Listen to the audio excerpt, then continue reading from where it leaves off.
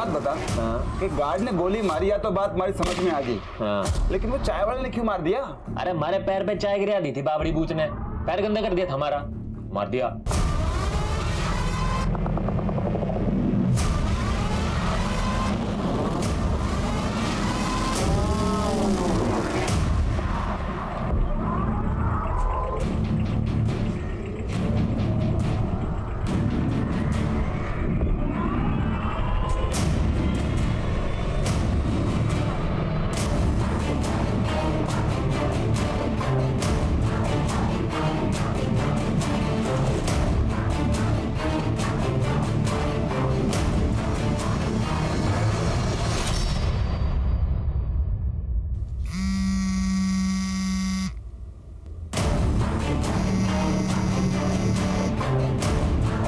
Hello. अरे कांड खोल के सुन लो सब, अपने अपने फोन के सिम निकाल के फेंक दो। कुछ दिनों के लिए अंडरग्राउंड होना है हमें। सर मेरे परिवार में कोई भी लड़की नौकरी नहीं करती है, लेकिन रचना को मेरी परिवार की इज्जत का कोई ख्याल नहीं था। मुझे तो बस अपनी फ्रीडम प्यारी थी। मेरी जो उसकी सहेली है निशा, वो उसे चढ़ाती रहती है, ये चढ़ती रहती है। मैंने कुछ कह दिया तो बेटी को लेकर मायके जाके बैठ गई। तो आप कहना चाहते हैं कि रचना को फ्रीडम चाहिए थी, इसलिए वो अलग होना चाहती थी। But from your side it was perfectly all right. हमारे बीच म्यूचुअली डिसाइड हुआ था कि अलग होने के बाद हम अपनी ज़िंदगी अपने ढंग से जी सकते हैं। अलग होने के बाद? लेकिन आपका तो रचना से डिवोर्स नहीं हुआ, फिर भी आपने एंगेजमेंट कर ली, और कानूनी तौर पर वो अभी भी आपकी बीवी है। इतना बड़ा हादसा हुआ, आपने कोई खबर नहीं ली। मैं खबर क्यों लेता सर? रचना और मेरे बीच में कोई रिश्ता है ही नहीं। रही बात तलाक की, तो हाँ मैं उससे तलाक लेना चाहता था, लेकिन रचना बहुत बड़ी लालची औरत निकली। एलिमोनी पे उसने 20 लाख रुपए मांग लिए मुझसे। सर इतनी बड़ी रकम मैं कहाँ से लाके देता? इसलिए उसे रास्ते से हटाने की कोशिश की ताकि झंझट ही खत्म हो जाए। सर मैंने नहीं मारा उसको, मैं क्यों मारूंगा उसे? जिस वक्त रचना और निशा पर हमला हुआ उस वक्त तुम कहाँ थे? मैं अपने घर था सर, बुलंदशहर में। ये तुम्हारे कॉल रिकॉर्ड्स, इनके हिसाब से तुम उस दिन दिल्ली में थे। सर एक्चुअली मेरा ट्रांसपोर्ट का काम है, मेरे पास कई ट्रक्स और टेम्पोज हैं। कई शहरों में मेरे ऑफिस हैं, दिल्ली में भी है सर। तो शायद उस दिन मैं वहीं रहा हूँगा। सॉरी सर, दिमाग से निकल गया था। मैं जा सकता हूँ सर? ये अभी पूरा सच नहीं बोल रहा, नजर रखो इस पे। एक बात कान खोल के सुन लो, हमारी संतान आने से पहले हमारे को सोने के कंगन चाहिए।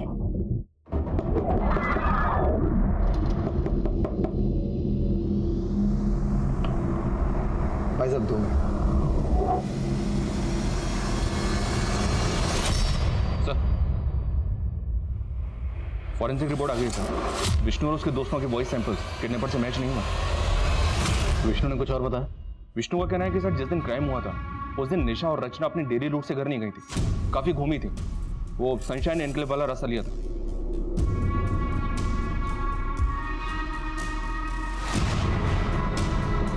यहाँ पे नवदेश न्यूज का ऑफिस है। नवदेश न्यूज से एक गाड़ी निशा, रचना और अभिषेक को लेकर इस तरफ निकलती है। एकता नगर, लोटस मार्टिन से गाड़ी पहुंचती है गुप्ता कॉलोनी, जहाँ पे गाड़ी अभिषेक को ड्रॉप करती है।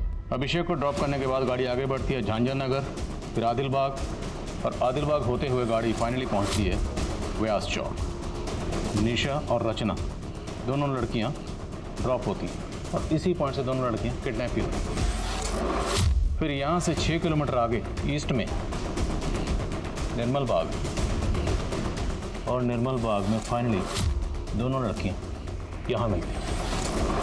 लेकिन सर हमने सारे रूट के सीसीटीवी चेक किए, ऐसा कोई भी व्हीकल स्पॉट नहीं हुआ जो उनका पीछा कर रहा हूँ।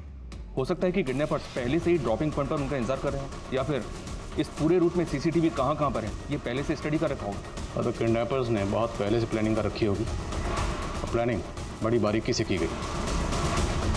नवदेश न्यूज़ से सनशाइन एनक्लेव वाले रूट के सीसीटीवी एक बार फिर से स्कैन करो। अगर कोई गाड़ी आधे रूट तक भी फॉलो कर रही है, उस गाड़ी की डिटेल निकालो। I am sure break through इसी रूट में कहीं पर। और एक बात सर, ये कुरैशी के कॉल रिकॉर्ड भी स्कैन किए, क्लीन है। कुरैशी की कंपनी की निशा को टिप किसने दी थी? देवो जाने एनजीओ चला था। जो आदमी छोटे छोटे बच्चों से जानवरों की तरह काम करवाता हो वो कुछ भी कर सकता है। वो जेल में है तो क्या हुआ, उसका एक खास आदमी समीर अब तक फरार है। रेड के दिन वो पुलिस के हाथों से भाग निकला था। हेलो सर लगता है समीर खान अंडरग्राउंड हो गया है। अपने खबरियों को काम पे लगाता हूँ उसे ढूंढने के लिए। निशा को जो धमकी भरे कॉल्स आ रहे थे उनसे कुछ पता चला? इंटरनेट कॉलिंग थी सर, इसलिए ट्रेस नहीं हो पाया। लेकिन सर किडनैपर्स के कॉल में जो आवाज़ रिकॉर्ड हुई थी उस तरह का लहजा बेवर रीजन में इस्तेमाल किया जाता है और ये समीर खान वहीं का रहने वाला है। ये समीर खान इस केस की अहम कड़ी साबित हो सकता है। व्यवहार पुलिस से समीर खान की डिटेल शेयर करो। खींच निकालो इस चूहे को बाहर। सर रचना को होश है। रचना जी आपका किसने? जो निशा के साथ रेप कर रहे थे उन्होंने मेरी आंखों के सामने उन्होंने निशा का गला घोट कर मार डाला और उसे चलती गाड़ी से फेंक दिया। और उसके बाद उन्होंने मुझे भी मारने की कोशिश की। मैंने उनमें से एक के हाथ पर काटा, खुद ही चलती गाड़ी से कूद गई।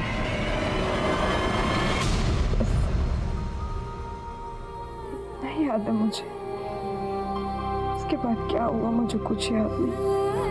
आपको उन चारों के चेहरे याद है या उनमें से किसी का भी चेहरा याद? स्केच बनवा सकती हैं?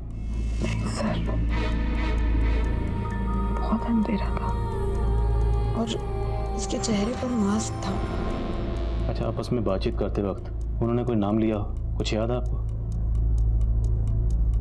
रचना जी, हमारे लिए छोटी सी छोटी डिटेल भी बहुत अहम है, याद करने की कोशिश कीजिए।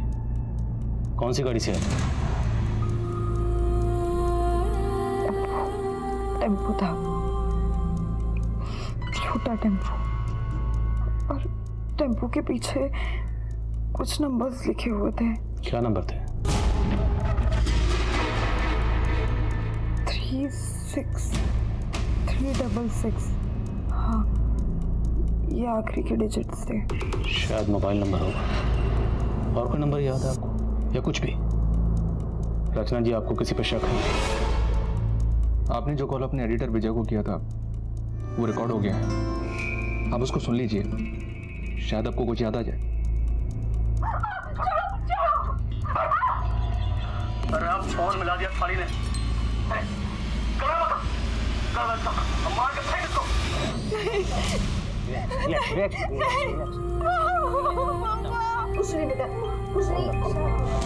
सभी लोग मेरे साथ बाहर आए। रचना अभी भी ट्रोमा में है। अगर रचना से हादसे के बारे में ज़्यादा बात की जाए तो उसे पैनिक अटैक आ सकता है, ब्रेन डैमेज भी हो सकता है। इसलिए बेहतर यही होगा कि आप कुछ दिन रुकें। Let her recover first. Excuse me. देखिए, हम नहीं चाहते कि आपकी बेटी को कोई भी तकलीफ हो, लेकिन अगर रचना कुछ भी बताए या उसे कुछ भी याद आए तो प्लीज़ हमें इन्फॉर्म करिए। मनीष सर, एरिया के जितने भी टेम्पो वाले हैं सबको राउंड अप करो।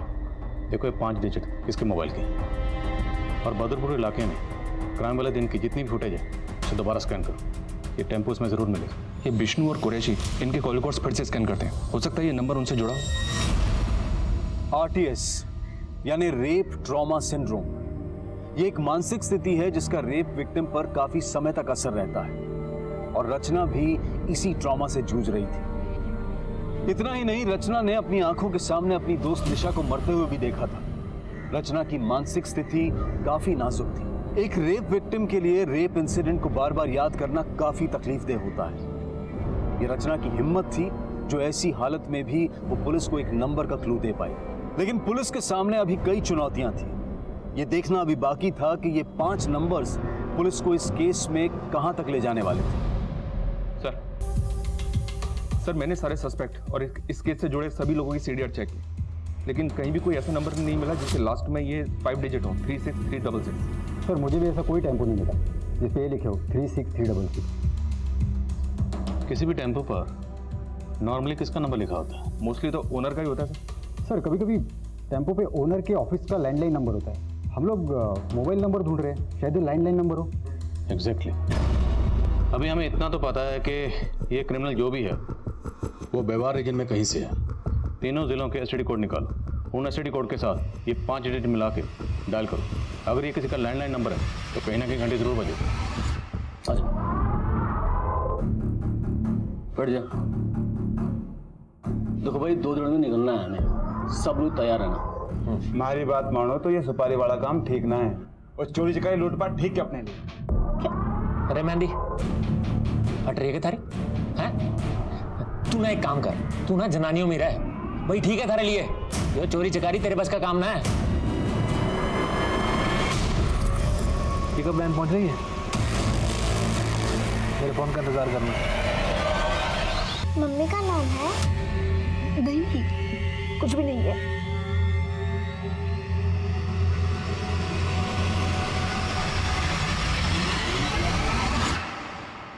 हाँ बल्ली बोल।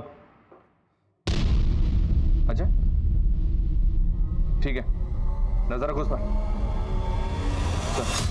समीर खान का पता चल गया? उठाओ से। सर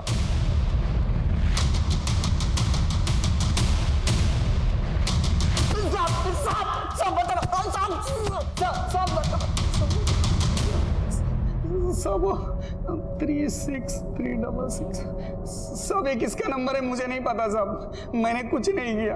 उन्हें कुछ किया नहीं तो चुप क्यों रहा था? कुरैशी भाईजान के अरेस्ट के बाद पुलिस मेरे पीछे पड़ गई थी साहब, चाइल्ड ट्रैफिकिंग के चक्कर में साहब। मैं कुरैशी भाई को बच्चे ला कर देता था, इसलिए मैं छिप गया साहब। पर साहब वो लड़कियों से मेरा कोई लेना देना नहीं है साहब। तेरा लेना देना है या नहीं ये भी पता चल जाएगा, समझ? सब निशा को मैं धमकाया था साहब, पर मैंने कुछ नहीं किया साहब। जिस दिन ये कांड हुआ उस दिन भी तूने निशा को फोन किया? जी साहब। टुकड़ों टुकड़ों में इंफॉर्मेशन दे रहा। मारो साले, टुकड़े टुकड़े में समीर को वॉइस सैंपल किडनैपर के वॉइस सैंपल से मैच करने के लिए भेजो, और फिंगरप्रिंट्स भी। शायद उस डॉल पर जो फिंगरप्रिंट्स हैं वो इससे मैच हो जाए।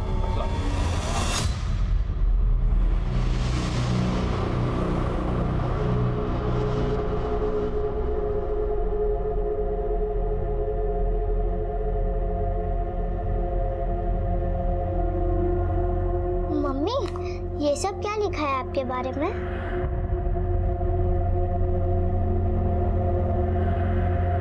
बॉर्डर क्रॉस ना किया, कोई काम ही नहीं पड़ता। तेरे बाप ने तो ये 3 टेम्पो दिए थे विरासत में, भूल गया क्या? ये देख, ये रहे उन तीनों के नंबर। 2 यहाँ पे हैं, तीसरा कहाँ है? ओ हाँ साहब जी, ये तीसरी गड्डी 3 साल पहले हमारा छोटा भाई कासिम ले गया था, तब से मैंने ना देखी। कहाँ है कासिम? बोल।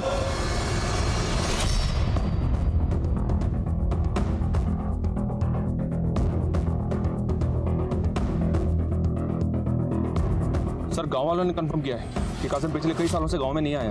पता लगा इस कासिम का। दिल्ली और व्यवहार में हर जगह इसकी फोटो सर्कुलेट करो, अपने खबरियों को एक्टिव करो। मुझे लगता है समीर के साथ इस कासिम का कोई ना कोई कनेक्शन जरूर निकलेगा। सर कहीं ऐसा तो नहीं कि इस कासिम का और रोहन का आपस में कोई कनेक्शन हो? कासिम ने अपने भाई से कहा था कि वो ट्रांसपोर्ट का बिजनेस करेगा, और इस रोहन का भी ट्रांसपोर्ट का बिजनेस है। हो सकता है। रोहन के ऑफिस वालों से बात करो, पता करो क्या वहाँ पे कोई कासिम नाम का ड्राइवर था, और 9 पुलिस से कासिम की डिटेल शेयर करो। Okay sir.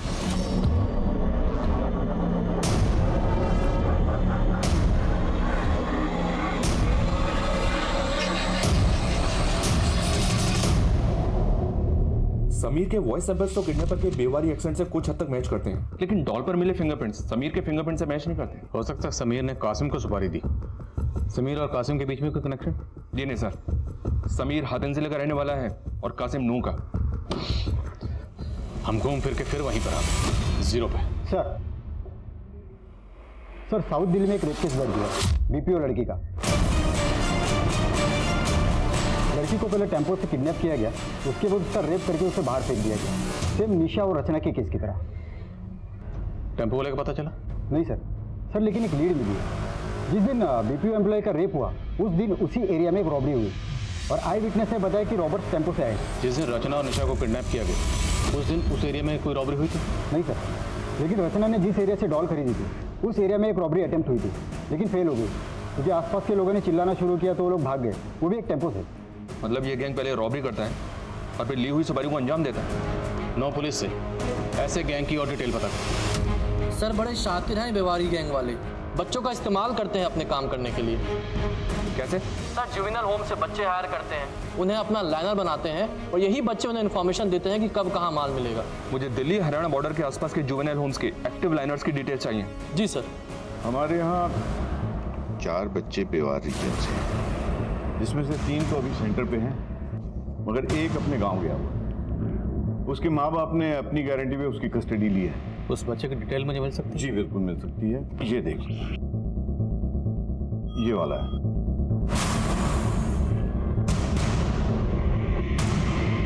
रघु नाम है ना तुम्हारा? डरो मत, तुम मुझे जो भी बताओगे वो हम दोनों के अलावा किसी को पता नहीं चलेगा, तुम्हें कोई नुकसान नहीं पहुंचेगा। सर बैंक में सर कब कितनी सिक्योरिटी होती है, कब बैंक में लोग कम होते हैं, ये सब पता करना मेरा काम था सर। मैं ही उन्हें जानकारी देता और वो चोरी करते हैं।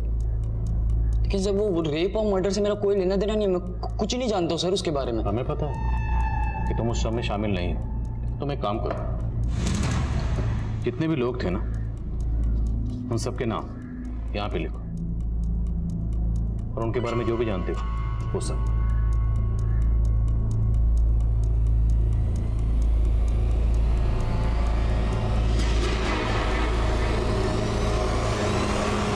मेरे लिए खबरें लाने का काम करता था, उसी की मदद से हमने बदरपुर और उसके आसपास सारी चोरियां करी थी।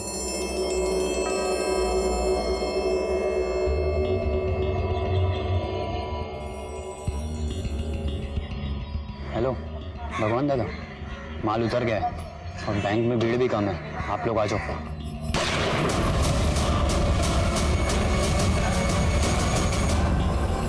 और सच बोल। सच कह रहे साहब, हमने चोरियां करी हैं लेकिन किसी की इज्जत ना लूटी। ऐसे सच नहीं बोलोगे और तब ना सालों का। अरे साहब साहब साहब क्या साहब झूठे कैसे फंसा रहे हो? हमारे खिलाफ कोई सबूत ना है आपके पास? सबूत चाहिए? सबूत चाहिए तो सुन, जिन 2 लड़कियों को तुम लोगों ने उठाया था ना, उनमें से एक लड़की बच गई है। उस लड़की ने तुम्हारे टेम्पो को पहचान लिया है। 36366 और टेम्पो के पीछे जो नंबर लिखा था उससे हम पहुंचे जमाल तक, और जमाल ने बताया कि वो टेम्पो उसके भाई का है, कासिम का। कासिम कौन? ये निशा और रचना की सुपारी किसने दी थी? समीर ने, रोहन ने या किसी और? साले मेहंदी, एक काम ढंग से ना होता थारे से। साले मेहंदी लगा के ना घर पे बैठ जा। ये चोरी चकारी ना थारे मतबल का काम ना है। गलती हो गई भाई, माफ कर दे। साले थारे गलती के चक्कर में ना पकड़े जाते हैं आज। आज चुप जा भाई, हैं? लूट नाकाम के हो गई, लड़ने लग रहे आपस में। शांत बैठ।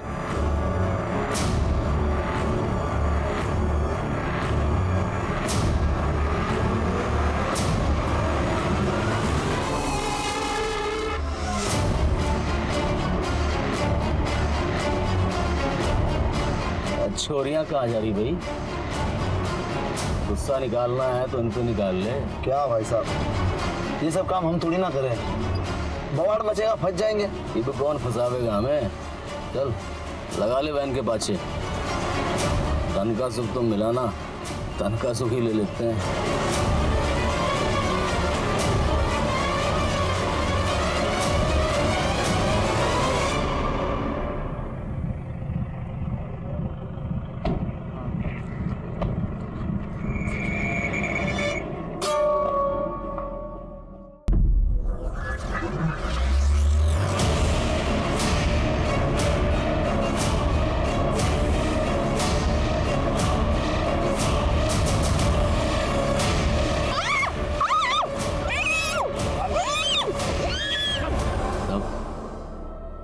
शराब के नशे में हमने दोनों छोरियों को उठाया था। उन्हें मारने का हमारा कोई प्लान नहीं था साहब, सोचा था थोड़े मजे मजे करके छोड़ देंगे। वो क्या हुआ कि एक लड़की ने किसी को फ़ोन मिला दिया तो हम सब डर गए थे, इसीलिए उसको मारना पड़ा।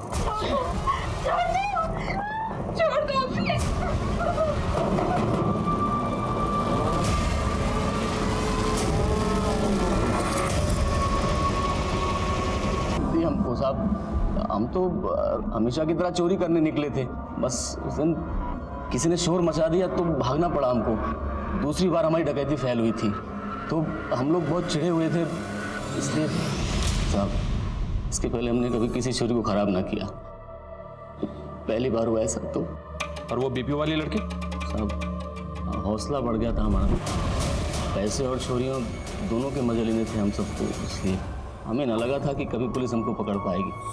मैं सोचा था कि इसी तरह पैसे लूटेंगे और चोरियां उठाएंगे, मजे करेंगे। तुम लोगों को एहसास है तुम लोगों के पल भर के मजे ने किसी की पूरी जिंदगी को बर्बाद कर दिया। मजे करोगे तुम लोग।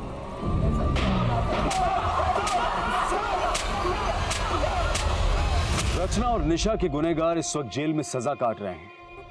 रचना के शारीरिक घाव तो भर चुके हैं, लेकिन उसके मन पर लगे घावों को भरने में अभी और वक्त लगेगा। कुछ लोगों का यह मानना है कि अगर उस दिन निशा और रचना रुचि के लिए गिफ्ट लेने ना जाती तो शायद बच जाती। अगर उनकी प्रेस वैन पेट्रोल स्टेशन पर ना रुकती तो वो बच जाती। लेकिन ये बात बिल्कुल बेबुनियाद है। अगर निशा और रचना वहां पर ना होती तो शायद उनकी जगह कोई और लड़की उस गैंग की हवस का शिकार बनती। जरूरत इस बात की है कि हम एक ऐसा माहौल तैयार करें जिसमें औरतें किसी भी वक्त कहीं पर भी आ जा सके और बेखौफ अपना काम कर सके। और ऐसे सुरक्षित वातावरण को तैयार करने की जिम्मेदारी पुलिस और समाज दोनों की है। एक सभ्य समाज की बुनियाद इसी से मजबूत होती है। अब मैं अनूप सोनी आपसे विदा लेता हूं। फिर मुलाकात होगी क्राइम पेट्रोल सतर्क में एक और नए केस के साथ। तब तक अपना और अपने परिवार का ख्याल रखें, सतर्क रहें, सुरक्षित रहें और देखते रहें क्राइम पेट्रोल सतर्क।